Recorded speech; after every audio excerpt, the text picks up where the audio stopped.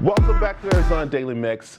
At this time, we are in a pandemic, but we're also facing a pandemic that has been around, but has started to get more serious, and that is an addiction pandemic. And we're happy to have Liz Bradley with us down in Tucson. But we got to mention the Brain Injury Alliance of Arizona is up here in Phoenix, but you are in the outreach program, which is so important to the communities around here. And again, we talk about this addiction that is really causing more people to seek help, which is so important. Yes, it is very important. It is causing, they may be seeking help, but it is hard during the pandemic to actually find the resources right now and the harm reduction materials. So drug use has gone up because of the isolation, but the help that's available has kind of dwindled a little bit. So it's not great. Yeah, let's talk about Arizona, and what we're seeing is that we're seeing more overdoses than car crashes here. Am I right? That's right. Yeah, we lose about 2 Arizonans a day to opioid-related overdoses, and that's not to mention other ways that people can die or become injured from drug use. Yeah. Okay, let's talk about what you guys are doing to help out fight this pandemic that we're having right now. Yeah, so the Brain Injury Alliance of Arizona is a nonprofit organization, and we aim to help survivors live a better life after brain injury and also prevent future brain injuries through education.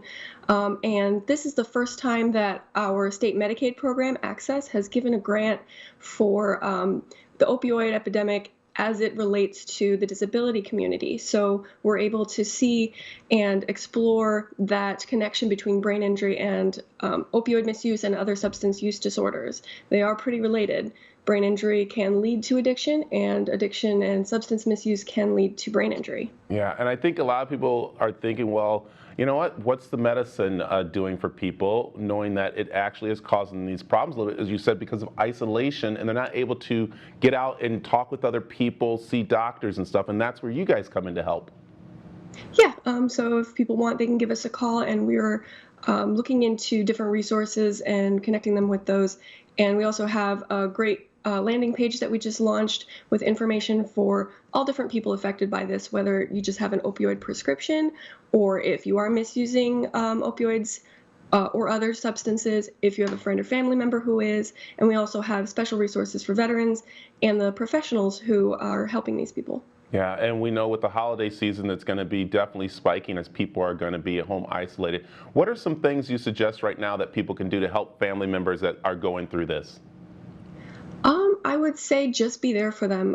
One of the most dangerous things that people who use drugs or misuse drugs encounter is stigma, and it really contributes to a lot of pain, and it keeps people from reaching out for help, and it keeps other people from reaching in to help. And so I would just say make sure that you're coming to your family members and anyone who uses drugs or alcohol with understanding and compassion and not judgment.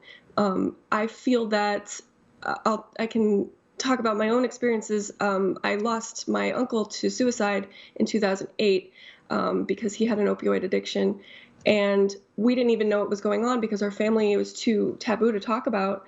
So by the time my mother and I found out that something was even wrong, he was already gone. And I feel that if we had better been able to talk about these things with compassion and empathy, that he might still be here and have gotten the help he needed. Yeah, that is an amazing story, because I know there's probably families right now that need to hear to accept, not to be embarrassed, and get help. Am I right? Absolutely. Yeah, and unfortunately, that was 2008, and we're still in a very similar position. I actually lost a friend to suicide by intentional overdose a week ago today. So, from 2008 to now, very similar story, different people, but yeah, I would love to see if we can make more progress and really find understanding and help. Yeah, and Liz, I hope, you know what, we do that too, and it's so important to everyone out there. Let them know how they can find out more information about getting help and talking with you guys. Yeah, absolutely. You can go to the Brain Injury Alliance of Arizona's website, which is biaaz.org. If you want to look at the substance misuse page, you just go to Who We Help and Substance Misuse.